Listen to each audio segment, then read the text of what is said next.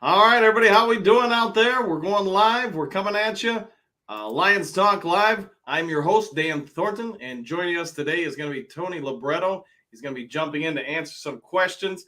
We want to thank everybody who's tuning in for this. I get it Sunday night. You guys said last week you wanted Sunday night around 6 p.m., so here we go.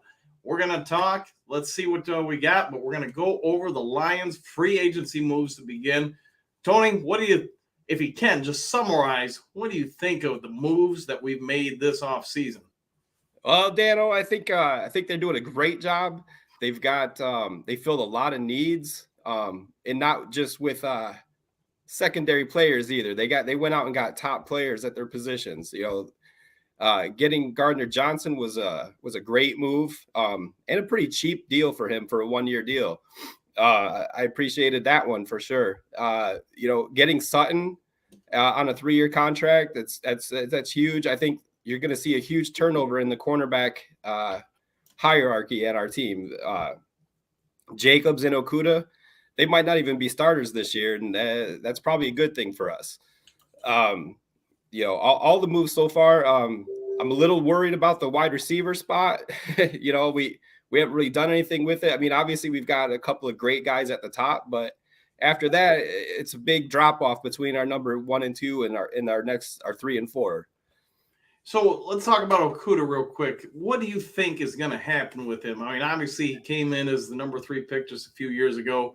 His first year played injured. Second year. What up, Robert? Thanks for diving in. If you got some questions, man, go ahead and throw them in there. But in regards to Okuda, second year, obviously he played a half, and then last year had moments where he looked pretty good. Other moments where, you could see where maybe he struggled a little bit, especially later in the year. What do you think the staff has to do with this kid? I guess this is his make or break year. He's going to have to come into camp. He's going to have to outshine at least 3 other corners to get to the start. I think with Sutton coming in, I think Jacobs outplayed him down the last half of the season. And then you got Mosley from 49ers coming in. He's going to have to outperform all 3 of them, maybe even Will Harris. They re-signed Will Harris. And he played a lot of nickel for us last year. Plus, right. It looks like we're going to go 3 safeties, with Walker, with Joseph, and then the new guy, Gardner Johnson.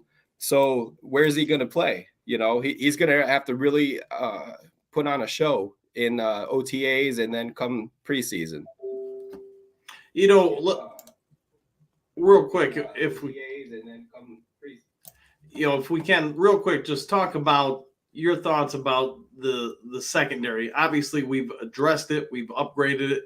CJ, I think we're going to use him more as almost like a weak side backer, maybe, the strong safety up, going to play on the slot a little bit, nickel back situation.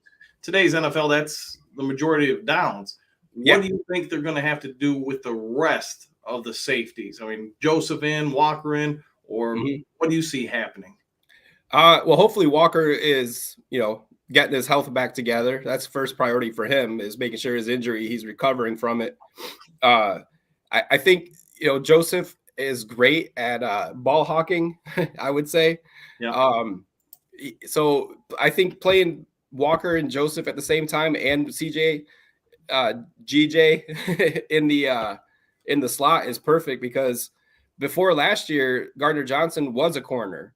When he went to Philadelphia last year, they moved him to safety. That was his first time playing in the safety position. So putting him back in the nickel or the slot or whatever is I think would be great for them. Or he can play back, they can play 3 back tight or 3 safeties at once and still have, because there's going to be a lot of 5 and 6 DB packages out there, right? Because I mean, the league just throws the ball all the time. So I definitely think having 3 safeties and 3 corners at the same time is going to be, I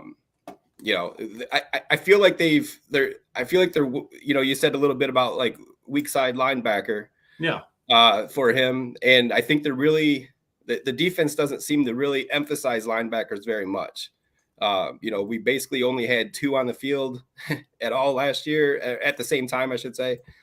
Sometimes they'd have 3 out there, but with Anzalone and Rodriguez, they that's pretty much what they went with, and then they'd go with 5. So if you replace one of them on passing downs, like I think Rodriguez needs to work on his pass coverage skills anyway, and then you've got you could put Gardner Johnson in place of him on passing downs and have one linebacker, right? So Right. I think that's probably how they should use them. And then obviously the outside guys are probably going to be Sutton and Mosley / Jacob / Okuda. Right. And I know, Robert, you got the question up there. Does Okuda have a motivational or talent issue? Just my opinion, take it for what it's worth. I don't think it's motivation, but I do think he's not an NFL cornerback. I think he would be okay against a 3rd or 4th string receiver. I've said, I think since he came into the league, he'd be better off as a free safety or a safety 1. You can see, especially last year when we played at Dallas, you bring him up at the line, you allow him to go straight forward and play some non-primary receivers. He's not bad, but ask him to play most NFL teams number 1 or number 2s. That's where I think he gets into a little bit of trouble. All right, let's go on to the next one. Let's see. We're going to go with Manifest Destiny. If Anderson or Wilson are both gone by 6, do you like I'm going to kill that name, Skronsky at 6? He's starting to get a little more momentum heading towards the draft. Tony, why don't you take that one first? Boy, if I tell you what, if Anderson and Wilson are both gone, Carter still might be there. And Skronsky at 6. I think I know what you're thinking with that is it's Taylor Decker. Is he going to be? He's 29, 30 years old right now, so maybe Skronsky takes his place in the future if we took him at 6. But boy, I think I think it's a little too early for us to take an offensive lineman. I think we should stick with a defensive player at 6 if we stay at 6, which let's just say we're going to. So I think defense first, and then maybe at 18, someone like Osiris Torrance, the guard, maybe do that. But I think Skronsky at 6 is stretching. I think it's a bit of a stretch. Manifest real quick, if you can, in the chat. If you're asking about Anderson and Wilson gone by 6, who do you see going off the board 1 through 5? Because I think that'd be a big factor in what we do. So if you can, go ahead and throw that in. All right, let's go to the next question. We got Mike. Our DB room is looking pretty deep with versatility. I agree with that. I mean, that's one thing this staff seems to love to have, whether on offense or defense, guys that can play multiple positions. And that's why I'm really surprised to answer kind of Sheldon here. I know maybe just got in the stream, so I apologize to everybody else if we're doubling down on this. But we just talked about how Okuda, in our opinion, could or probably should play as a safety. Strong safety, free safety, leave that up to the coaching staff. But I think the way he plays is more suited to do that than asking him again to guard people's primary or secondary wide receivers. All right, Mike, you also got a second question here. Let's draft Carter. His situation is very fortunate for us. 3 years in a row getting the best big man. I mean, I agree. If you interview that kid, and if we all agree from those interviews with the staff does, Brad Holmes and Campbell and company, say, hey, this is not a bad kid. He just had a bad month or whatever it was. Between, hey, you won a national championship, you're 21-year-old, you feel like you're on top of the world, you're bulletproof. Get behind that wheel of that car, and you and unfortunately the other car just want to drag race. We don't know if he drank or not, but he was a 21-year-old kid and apparently made some poor choices. My opinion, going into his pro day, he'd probably been sitting around for 3 weeks, feeling kind of depressed, feeling like the world was ending. It's probably why he put on the weight and why he wasn't at his best, there at the pro day. So, Brad Holmes, you interview him and you think you can contain that. It's just an isolated 3-week period. It's not who he is. It's hard to turn him down, especially since he's a position in need. But, Tony, let me ask you, and you've been around with athletics for a long time. You've worked with people, especially young people, forever. You see somebody who's for 4 years in college looked that good, but now after a month has looked kind of lost. What do you do if you're Brad Holmes or Hamp Ford, Dan Campbell? What do you do with this kid if he's there at 6? Yeah, I think. Well, let's pretend they did their due diligence and did interview him already, and they're paying close attention to him. I know these guys go out and talk to this, all these players, prospective players. They'll go talk to their families, they'll go talk to their friends, their coaches, their teachers, all that stuff. If this kid had good character leading up to this incident, then there shouldn't be any doubt that it's going to, or there should be no doubt that it's a repeating offense. If he's had a lot of trouble in the past, and I don't know, I didn't go, run and look him up when he started failing, or, started, all this bad things started happening. Right. I think it's an isolated thing. But so if it's an isolated thing, I think they should pull the trigger and take him at 6. I mean, he is the best. Before his pro day and before what happened, there was talk that he was the best player in the draft. So, and that's talking about game film, not the combine, not a pro day where you're running around in your shorts and a t-shirt. That's right. Game film. He was considered the best player in the draft. So if they don't think character is an issue, then I think they definitely take him. It looks like we got a bunch of people in the room here. If you guys can do the room a favor, do Lions Talk Live a favor, go ahead and hit that like button and keep your questions coming. We'll keep getting to them after we get done with the one before. So, Mike, again, thank you for that one. Manifest My Destiny, Skronsky at right guard versus tackle. That's not a bad idea. I think if you guys came in and you've seen some of the mock drafts we ran on Lions Talk Live the last week or so, we've put forth a couple different scenarios where people are going to be drafted and put in that right guard spot. Now, some of them like Brown could, by his second year, get moved out to right tackle or left tackle. That's a real possibility because Taylor Deckard, I think we all know next year, not this upcoming season, but the following season, 2024, his salary is going to jump significantly per his contract. I don't remember the numbers offhand, but I want to say he's going to get up to more like 14, 17 million, somewhere in that range. He's going to be 30, 31 at that point. So as long as he's still playing well, it's going to be hard to get away from him. But at some point, Lions brass is going to have to make some hard choices about where to allocate funds. And if they feel that someone like Skronsky or Brown or whoever it may be can get drafted this year, play right guard, and then transition out to right guard, left, or one of the tackle spots, and you can cut a couple million off, maybe 10 million off the contract base in the books. It's going to be hard to say no. Tony, what would you do, though? Would you think at 6, offensive line is a possibility for us? I mean, honestly, as well as they've done in free agency and growing their own players, we had so many rookies starting last year, and they all improved the season. So number 6, we really can do the best player available, right? The old saying, we don't have to draft for need.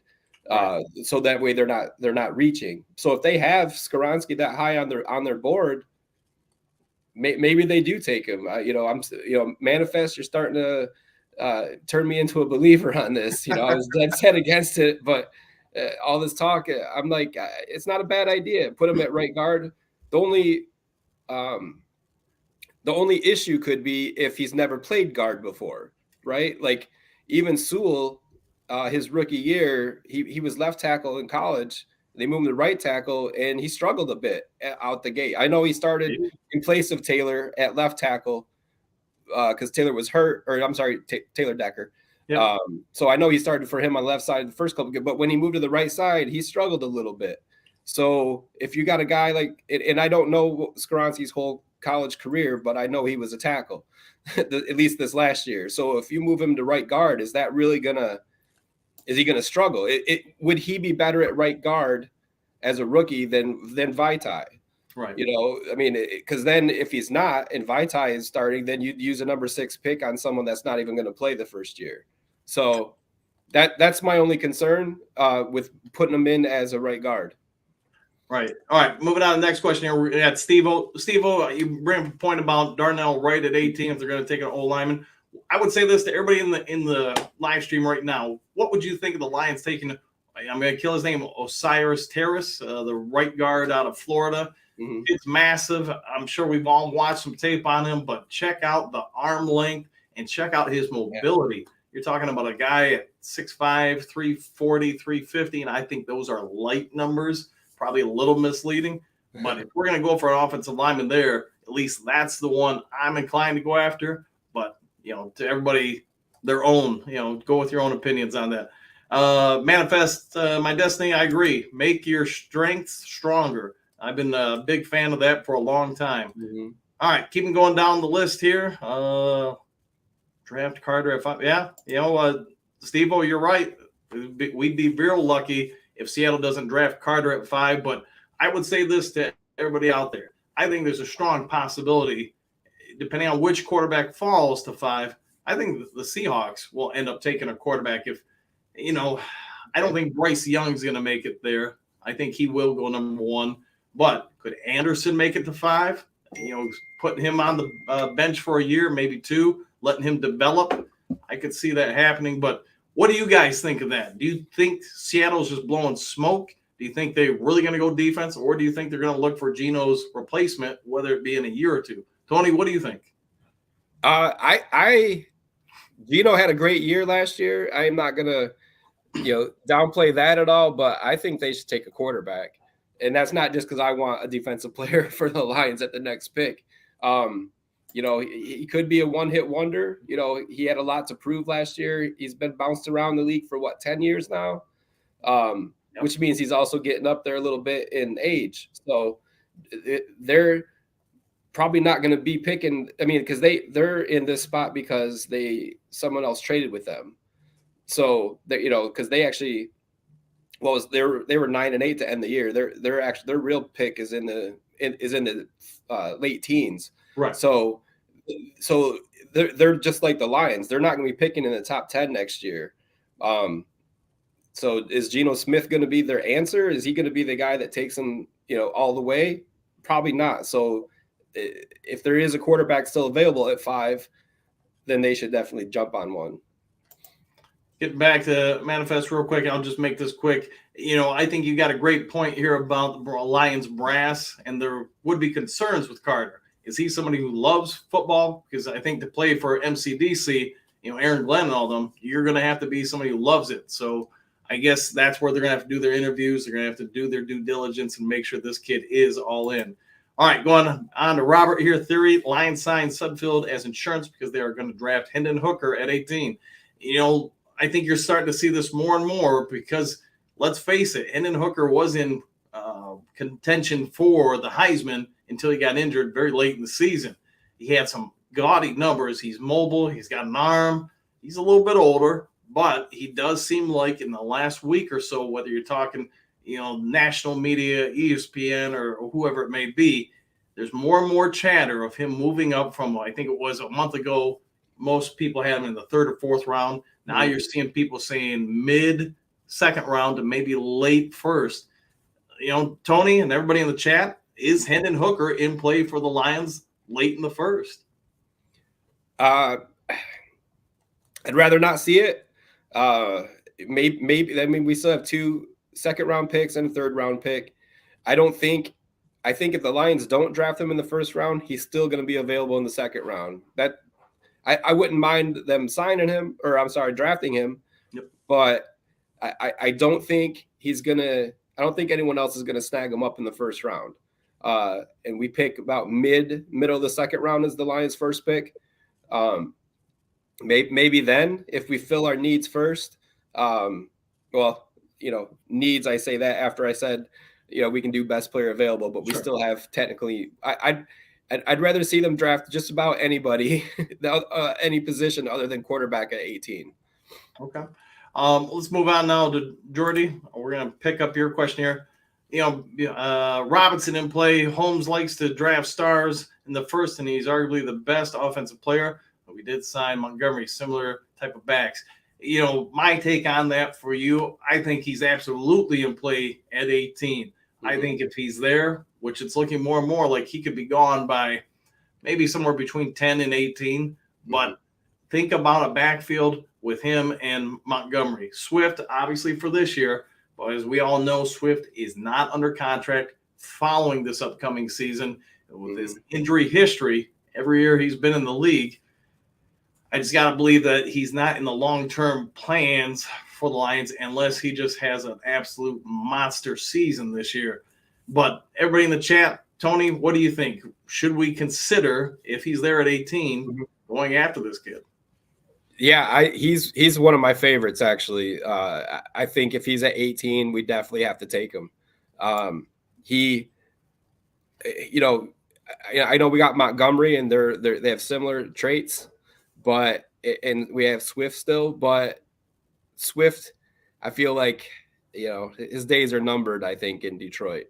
Not saying he's going to get cut or traded or anything before the season starts, but I don't think they're going to keep him after his initial contract is up. He just gets hurt too much, bringing in Robinson, having Montgomery carrying most of the ball carrying, right? Bring in Swift on passing plays. I forget the guy's name a few years back that was like a third down. He caught like 100 passes for us out of the backfield, but he didn't play every down. I don't remember his name, but it'll come to me later, unless someone else can help me with that. But use Swift as a receiving back and just keep it at that, and have the other two guys just bulldozing people. Right. One of the things I think the Lions are going to have to factor in, whatever we take, and it's probably going to be a defense player, I believe, at 6. Mm-hmm. What do we do at 18? Do we work on the offense? I know a bunch of us are talking about offensive line, talking about running back, but what do you think about going after a wide receiver here? Are you talking to me? Yeah. Yeah. I'd be okay with wide receiver. I brought it up at the beginning of the show, losing DJ Chark. Theo Riddick. Sorry, I just want to throw that. Gap. What's that? Theo Riddick. Thank you. That's the guy. Yeah. Remember him? He was great. I do. He was awesome out of that field. Yeah. So you Swift like that is what I was getting to for that. But wide receiver 18, there is definitely, after the first two, like I said, there's a big drop between our second and third receiver right now. Taking a wide receiver at 18, I think they have about 5 or 6 projected to go in the first round anyway.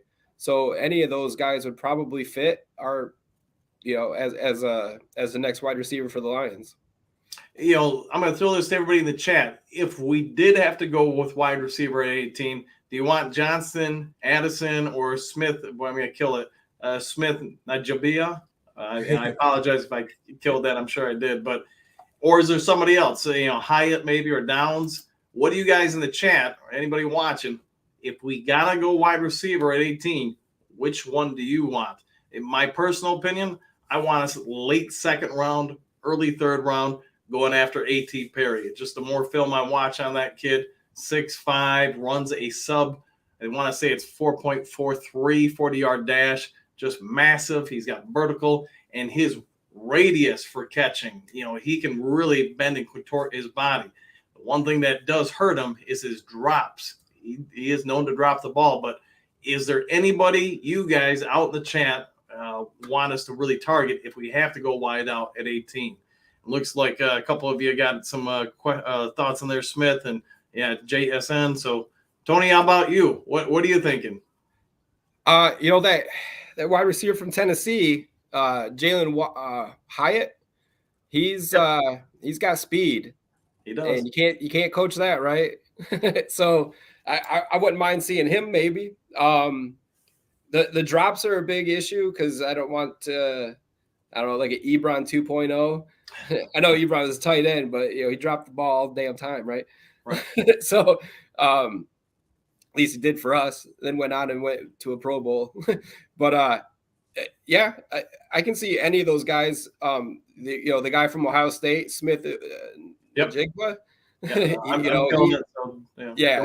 on the top of a lot of lists for wide receivers, so I can see him going too. But I like the speed that the Hyatt kid has. Okay. Now, with us already having some speed at receiver, should we consider going for a bigger guy, somebody who's just got some different skill sets? I know Manifest jumped in with Johnson here. What are your thoughts? Getting a bigger guy would be great. Didn't Johnston take what was he? I think we talked about this. He came in at like 6'2". Yeah, I want to say before the draft, the knock on him was like he was like 6'5" or whatever, but it ended up being he's 6'2" or something. Yeah, 6'4" pre-draft. He measured 6'2" and 3/4 at the actual combine. Okay, I mean, but he's big, like he's pretty solid. So, I can't remember the other guy. What was the guy from Wake Forest that you like? A.T. Perry. Yeah. So maybe looking at him later on instead of the first round, going for someone like him because he was a big dude too, wasn't he? He is. He's a big dude. Yeah. Steve, I'm going to throw your question up here just because let's get to this real quick. But it's hold on, I put the wrong one up there. But anyways, I'll get back to it here. Sorry about that, everybody. But in the Super Bowl, let's be honest and talk about this real quick. You've got more and more people out of Vegas. You've got more and more of the national media, whomever it is. They're all starting to put a bunch of money on the Lions winning the division. And if you're paying attention to Super Bowl odds, and I'm not somebody who gambles, so I can't really tell you a whole lot about it, but I can tell you what is being reported. And the Lions are actually moving up the charts in Vegas to be an actual, maybe not Super Bowl winner, but somebody in the contention for the Super Bowl. Different times than just 2 years ago, but Tony, how realistic are the Lions' options and possibilities to not only win the division but make the Super Bowl? Well, I'm trying to be realistic and not be excited at the same time. That's hard to do, but I definitely think they should win the division this year. They only lost one game in the division last year, and that was a last minute play, basically last minute and a half play by Minnesota. That kind of broke them a little bit after that for a while, but that's the only game they lost in the division. And I don't see them losing to Green Bay next year. Jordan Love is not impressive to me unless he's done something miraculously in the last year or so since they saw him last. Minnesota, I feel they got rid of a lot of their players in free agency. They're not got rid of, but they cut a lot of, they cut Adam Thielen and their offensive linemen. Chicago with Justin Fields, there's a lot of talk that they might be in contention, but I think Houston showed how to tackle Justin Fields in the open field, right? that was a great play. So winning the division, yes. Getting a top 2 or 3 seed would be great. And then I think anything's possible in the playoffs with the Lions because they showed down the stretch that no one can really stop their offense. They were almost unbeatable offensively. And adding more players, like if we got a Bijan Robinson or we got one of those wide receivers, Jameson Williams is going to come up and he'll have OTAs, he'll have the whole offseason that he didn't have last year. Right. I think he's going to be such an amazing downfield threat. I think anything can happen once they hit the playoffs. Super Bowl, who stands in their way, I guess. San Francisco is going to be tough. Obviously the Eagles are still the Eagles. So they have to get through those two to make it to the Super Bowl. I want to throw this up there just because I'm guessing it was a joke, but it kind of is a point to bring up. Drafting injured players. I get some of it last year with Brad Holmes in that I don't think most people really saw us going and having the type of season late in the year that we did. Really, we missed the playoffs by 1 game. But that did allow Brad Holmes, knowing going into last year's draft, that maybe he could take some gambles on some players that higher up on people's draft boards, but because they're injured, slid down to Detroit. What do you think about this year? I mean, he hasn't done anything in free agency outside of the cornerback from the 49ers. Can he afford to try to pick up high value in later picks because somebody's injured? Well, right now the Lions are on the teetering point, right? right, instead of drafting for future players or signing future players for what's going to happen in the future, they're on the precipice right now of winning, of going for it all. So taking someone that's not going to play next year, like they did last year. Well, I mean, even though Williams got into some games at the end, but I don't think that's beneficial for him at all at this point, because right now is when they're playing to win right now. Right. That's why I don't like taking a quarterback early either, because take a quarterback next year, or take a quarterback later in the draft that you can groom. But if you're gonna draft someone that's injured, make it someone that's not, that you don't need him to play this year anyway. But right now, I don't think they should do any. This Trump's a genius is right. Don't draft anyone that's injured, and that includes Hendon Hooker. Hate to say it, but he's coming off an injury, and he's probably not even going to be available to play this year. It's going to take a while. All right, let's move on to the next one. Manifest, you're up. If we trade down from 6, would you prefer draft capital this year or 2024? And use that to possibly trade up for Caleb Williams. That's a good point. I get when we traded Stafford, we were thinking long term, and as it looks now, we got a ton for Stafford. Probably not everybody thought that at the time, but now that we did, we're here. We're at the end of that trade. As far as after this draft, we won't have any more returns on future investments from Stafford. But what should we do? I'm going to guess, especially if one or if somehow 2 of the quarterbacks fall down to 6, Lions phones are going to be blowing up with teams trying to trade up. Should we say only if we're getting picks this year or things that we can use this year? Or would you, Tony, say, yeah, we'll take a 2024 first or second or whatever it may be? Well, I guess it depends on who the trade partner is, right? If it's someone that still has two first round picks in this year, I say we take both of those and then try to pile on. But a lot of the teams aren't going to be able to give us more this year than if they could. Obviously they have a lot more picks later years. If they could get a first and a second this year and a first next year, that would be fine.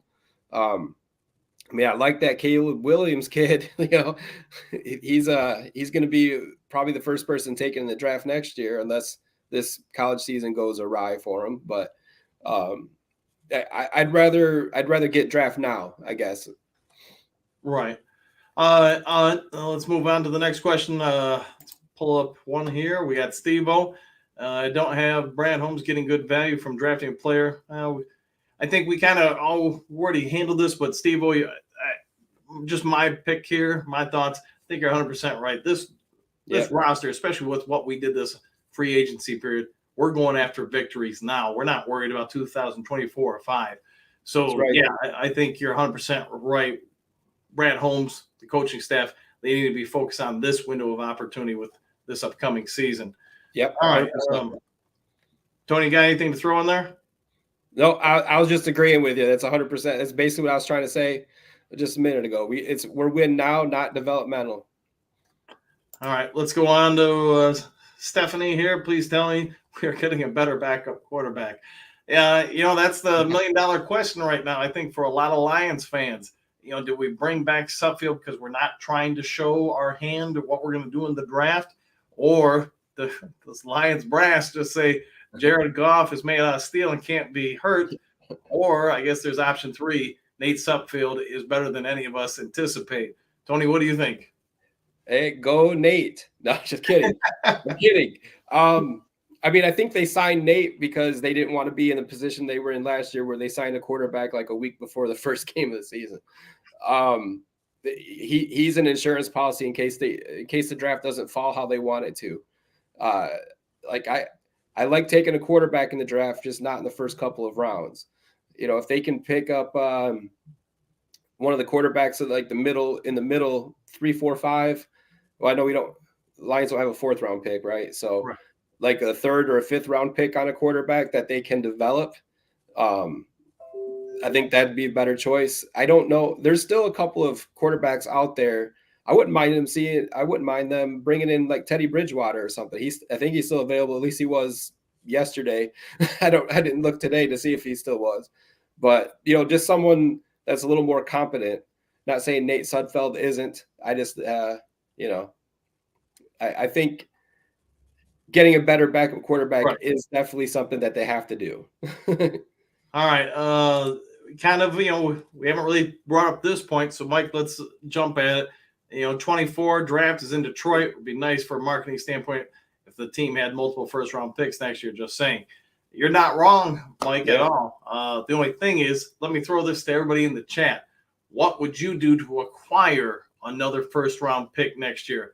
That's the tough part. I mean, you're going to trade 6 or 18 and maybe be able to coax somebody into a first-rounder. If you are, I think you're going to have to drop back quite a bit unless at 6, one of the premier quarterbacks somehow manages to slip down. I'm still in the mindset that we're going to see somebody, whether it's Vegas or Washington. I think Tampa Bay is too far back, but somebody is going to try to move up to number 3 to get the quarterback that they want instead of letting the Colts grab them or potentially Seattle, especially if people around the league think that Seattle is going to try to snag a quarterback.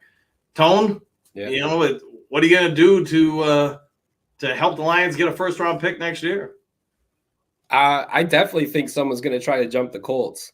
I don't know who yet, or maybe the Raiders, but someone's going to try and jump the Colts, I think, and that means, the top 4 quarterbacks could go 1, 2, 3, 4 if that's the case. If not, if someone doesn't trade up to get to number 3, then there's still going to be a quarterback, maybe 2. You never know. Available when the number 6 pick comes up. Go ahead.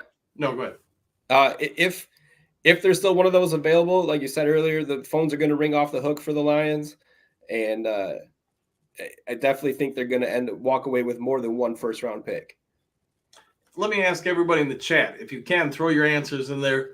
Who do you see being the first 5 picks before Detroit gets up there? If you can, just type them in there. We'll get to them eventually. But I'd be real interested to see what everybody's thinking the top 5 picks are going to be. And there's probably not going to be a consensus on which quarterback's number 1 or 2, et cetera. But who is going to basically be available for Detroit at number 6 if we remain and we don't trade down or up or whatever it may be? All right, let's see. John, welcome to the show. I know you've been around for a while. Yeah, we've been talking about, let's see, Jeff Okuda. What do we do with him? Some of the changes in the defense, new safeties. Are we going to honestly play 3 safeties? I believe yes, the majority of the time, maybe not all the time. So just keep your questions going if you got them. Trump, you're right. Cam Newton he's wanting to make a comeback, and I did hear from watching some of the video of his throws and such. You can see his body is a lot healthier than it was last time he made a trip in the NFL. Is he going to be able to get a deal though? From what I've heard, and this is going off national media, etc., he wants to not be a backup, and I think it's going to be hard for him to get a starter spot because I just can't think of a team right now who doesn't already have a starter in place unless they're one of the top, say, 3 or 4 teams in the draft who are looking to draft a rookie as a starter. Tone, can Cam Newton make a comeback? Absolutely not. Not for Lions, I'll tell you that.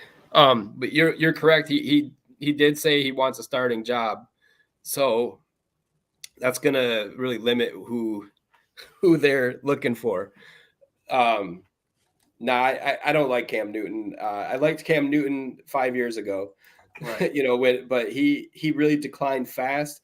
I remember, he was hard to tackle. He's a big dude. Yep. He could throw, he could run, he could do it all. But I think all that running really broke his body down, and he's kind of the shell of what he used to be.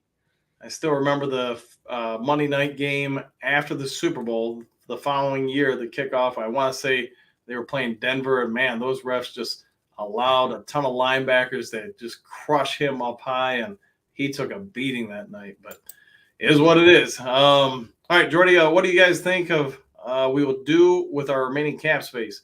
Draft day trade. So, don't hold me to this because I don't have it in front of me, but I want to say Detroit is just under $27 million left in cap space. You're going to have to, since we have 2 first-round picks, we'll just round up and say you got $14 million going to the draft. Unless we acquire more draft capital this year, then some adjustments are going to have to be made. So that does leave you, roughly, we'll say $12 million in cap space. Tone, what are we doing with it? Excuse me. Choking on that draft capital. I got you. Yeah, right. Or it's the whiskey. I don't know. Draft day trade could be something that they look at. I think they're clearing space for something. They've had a lot of players restructure their deals. They haven't re-signed a few players that cleared some space. Right. They could be making a move. I don't know if it'll take all the way till the draft day for them to do it, but I think they're looking at something. I don't know what yet. I don't think it's Lamar. In case anyone gets excited, I don't think Lamar Jackson's coming here. I mean, I wouldn't be upset, but I think they're saving it up for something. I really don't know what yet. Is there a spot on this team that really is a glaring need, in your opinion? The only ones I can think of, I'm not sold on Nate Sutfield, so I'll just say backup quarterback. But other than that, would be defensive tackle. Right. And, I don't know what kind of defensive tackles are out there that they, that they could try to get from somebody. Are we talking like free agent defensive tackles? Right. Or I guess unless you're going to trade. Yeah. So I think all the top ones are gone in free agency anyway. So I don't think anyone's left in free agency as far as defensive tackles go that would be better than who we took in, at 6 or 18. Right. All right, let's move on down the list here. Let's see. All right, let's go with Mike here. Lions probably have 3 or 4 top tier players on the board, another 7 to 10 second tier players, and from then in the middle of the second round, trading down at certain places feels like free money. So everybody out there, if we're going to trade down, do you trade down at 18? My opinion, I think kind of where Mike's going with this, the top of the draft, the top 10, you're going to get some real good value there no matter who you take. But the starting, once you start to get to about the middle of the first round, the differences for most players, not all of them, at least in my opinion, start to really minimize from the middle of the first round to about the middle of the second round. So is there a huge difference from one to the next? Tone, who's somebody at 18 or maybe early in the second round that you feel like is must-have value? Well, if I think if you have, that's when they start looking at maybe a tight end falls. I'm not real big on the tight ends, just because I kind of liked our the triumvirate of the tight ends that we had on our team last year after they got rid of Hawk. But maybe you move up or maybe you trade back out of that 18th spot and pick up a tight end.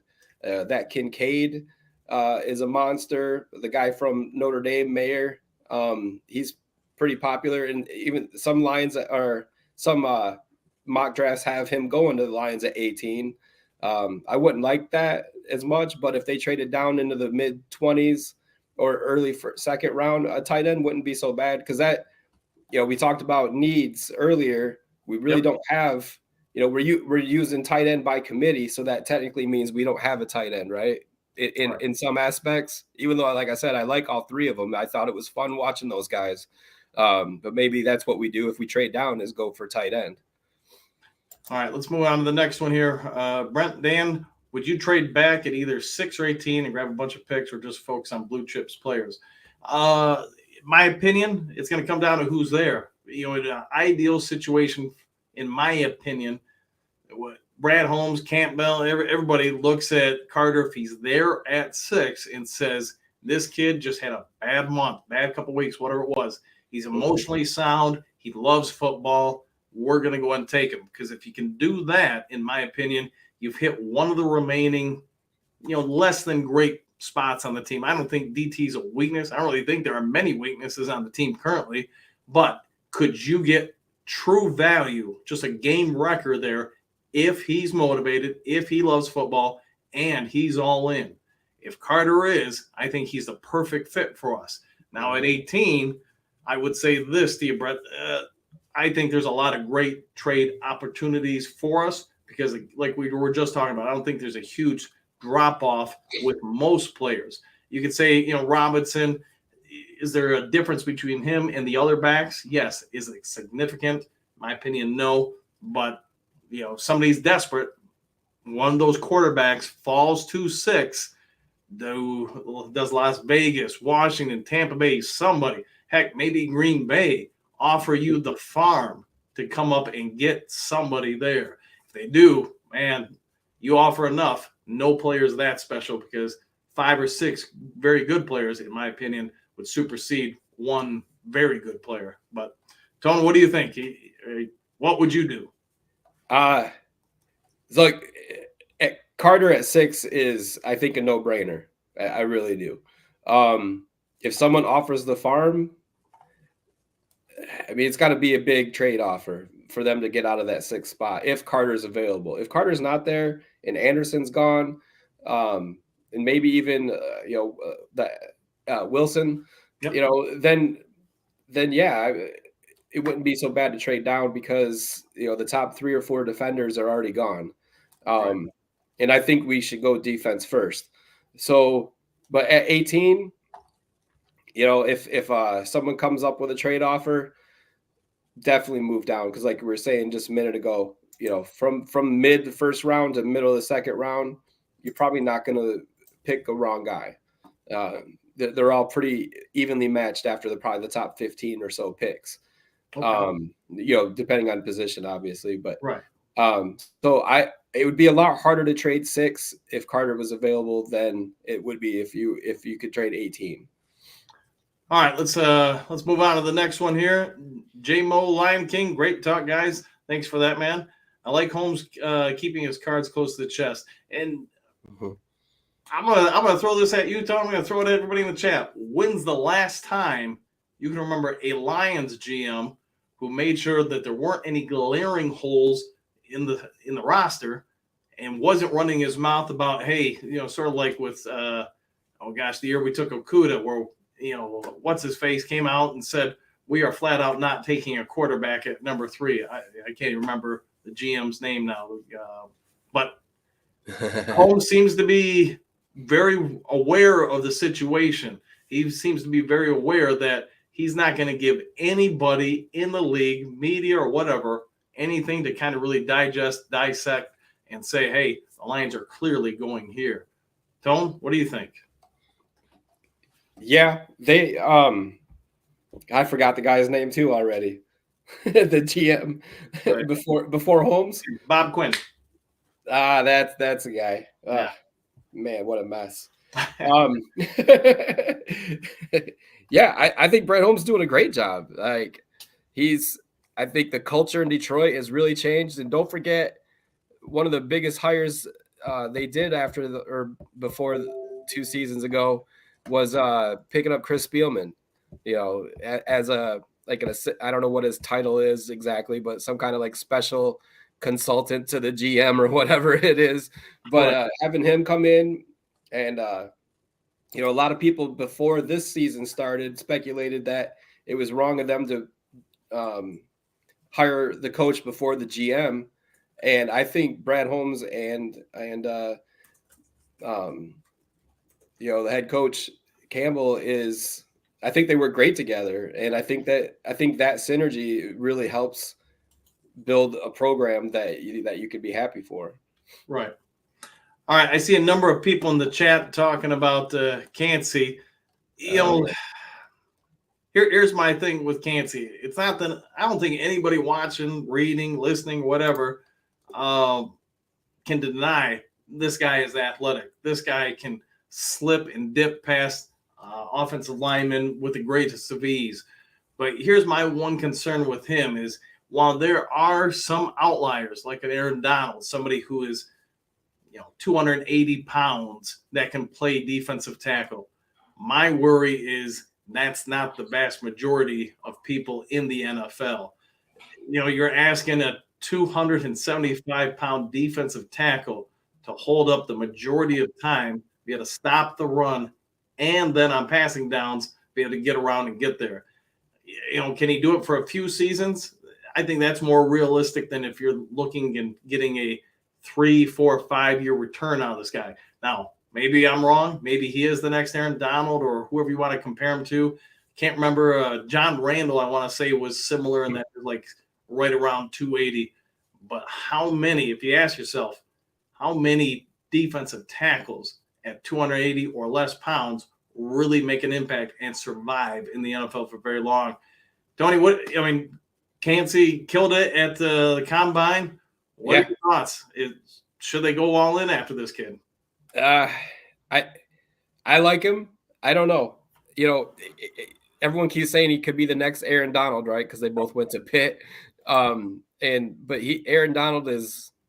I don't think there is a next Aaron Donald. That's how amazing that guy is. I think I like Kancey, but if the size does worry me, obviously you could probably put on 10, 20 pounds maybe. But he's still got to be able to maintain the athletic ability that he's shown that he has. But he does need to pack on some more weight if he's going to be in the trenches. He's going to definitely have to, put on a little muscle mass and be able to help things out here. Okay, we're getting up there in time here, so we probably only got a chance for a few more questions here. Let's see if we can go down the list here and pick out somebody new. Let's go with you, John. Carter at 6 is a DT guy in the 4th. If we pick up a 4th, Carter at 6 and a DT guy. All right. Well, if I think I understand that right, I would definitely take Carter if he's there at 6. Again, as long as the staff all says they've talked to him, they've done their due diligence, he's good to go. But Tone, would you be all in on him if he's there, or if somebody's offering a trade, would you allow them to get Carter? So you're saying if Carter's available at 6 and someone else is trading up, but probably to get Carter instead of somebody else? Yep. I guess it all depends on show me the money, right? What kind of draft picks are we talking about? What are you throwing at us? Yeah. But man, if he's there and someone offers a trade, it's gonna have to be a big trade. And then they're gonna have to address defensive tackle. Like I'm not. When are we gonna see Levi actually on the field? The guy that we took in the 2nd round 2 seasons ago, I can't say his name. Who was the guy that we took in the 4th round that played for us last year too? The same draft. What's that? Last year? No, 2 years. The same year they took Levi, they took the other guy in the 4th round, and he's been starting for us. Ali McDeal? Yes, thank you. Good Lord. But so it seems like neither one of those two guys. McNeil was supposed to be a breakout player last year, didn't quite work out. Maybe he is this year. So definitely they're gonna have to offer a lot to trade up if Carter's available. I think I'm sold on Carter at 6 if he's there. Yeah, I think it's again, I know we've talked about a lot during the stream here that if Carter's there at 6, which who knows, but I just think because of how we're constructed as a team, what needs we still have, it's just real hard to turn him down unless Holmes goes in there, talks to him along with the other scouts, and just says this kid's not a good fit for us.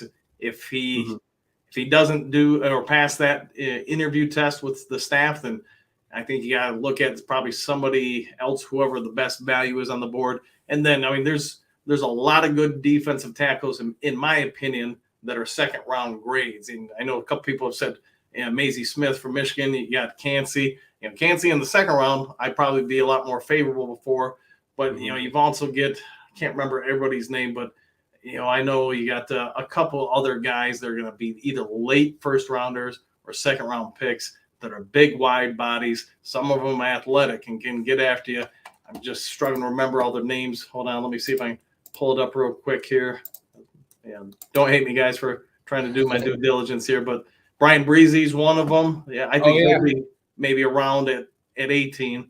Mhm. The one I really like is Dravon Dexter out of Florida. He's a big boy. He's 6'6" and 320. And then you got Askia Akaya. I'm probably killing his name. 6'4" and 350, 360. So there's going to be some options there if Carter is gone. But I guess we'll wait and see what happens. But last one here for the day. Trade wide receivers, Broncos. Yeah, I don't remember the kid's name offhand, but I know he's been speculated to come to Detroit. I know you've also seen some talk about OBJ coming to Detroit. The Lions have options. They've got, cap space. Tone, are you trading or are you signing a free agent wide receiver to round out this team before the draft? Well, depends. I'm not a big fan of trading our draft picks from this year for somebody right now. I think they should keep their draft picks. So if they can come up with some other deal, maybe drafting or maybe next year's draft pick or something. I don't know. The wide receivers that are left, I don't think OBJ would want to come to Detroit for one. It'd be great if he did because he still is a good player. I think that they should focus on waiting till the draft for a wide receiver. I just don't know if any wide receivers other than OBJ that are out there right now, and I don't know if I think the value of the draft picks are better than. I mean, Cortland Sutton, I think, is a guy that they're talking about for Denver. Right. So he's a good player. He'd be great as a number 3 for us, but what are we going to give up? That's the problem. It's $1 million question. All right, everybody, we're going to go ahead and shut this down. We're giving you almost an hour. I want to thank everybody for tuning in. If you haven't yet hit that like button, really pretty please, with sugar on top, go ahead and do that. We won't have a live stream next Sunday. It's my mom's birthday, so I'm not going to be around. But a couple of things. We're going to try to have them every Sunday. And then also, the day before the draft, we're going to do a draft preview. We're going to do it from a live location in greater, Southwest Michigan. So if you have any questions or thoughts or ideas for what we should do in the live stream in the draft preview, go ahead and throw them at us. But otherwise, I hope you all have a great Sunday. Tony, I want to thank you for tuning in. Everybody in the chat, hey, thanks for coming in and joining us and making us part of your Sunday. And we'll see you next time on Lions Talk Live.